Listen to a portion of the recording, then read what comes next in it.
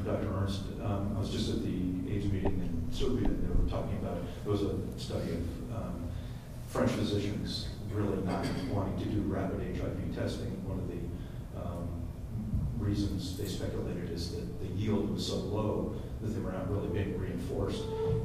In terms of the abstract you highlighted about black physicians with more HIV patients in practice, do you think that yield of testing affects attitudes and willingness to do it? And how do you encourage people who don't have enough patients in their practice to want to do it?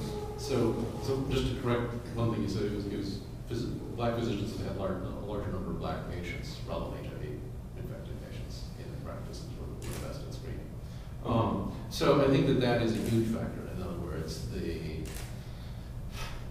obviously when the prevalence is low, the false positive rate is going to be a significant fraction of the total positives.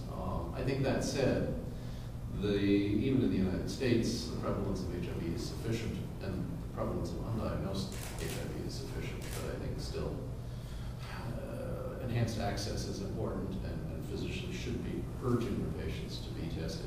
And the frequency, I mean, realizing that this may go a little bit contrary to policy, I realize that the frequency of retesting might be modified in low-risk groups and in low-risk communities, but I think that still the message needs to be that we need to be urging people to be tested. I mean, just as an anecdote, I recall before I went to medical school, worked in a hospital where the admission blood work routinely included a VDRL, including people who'd been discharged a couple of days earlier. And obviously that is a policy that was not cost effective anymore, but that was a curable infection. And so I think that in a way we're dealing with similar issues, particularly in low prevalence populations, but I think in low prevalence populations, people can still be pretty surprised at who has HIV. So I would still urge it, and I understand that the reluctance to do it in some practices exists, and perhaps other approaches need to be taken in those settings, such as offering screening outside the healthcare setting per se. In more high-risk situations where you're... High-risk situations, certainly high-risk situations are extremely high yield. The current activity in the New York City commercial sex venues or bathhouses is a great example of that.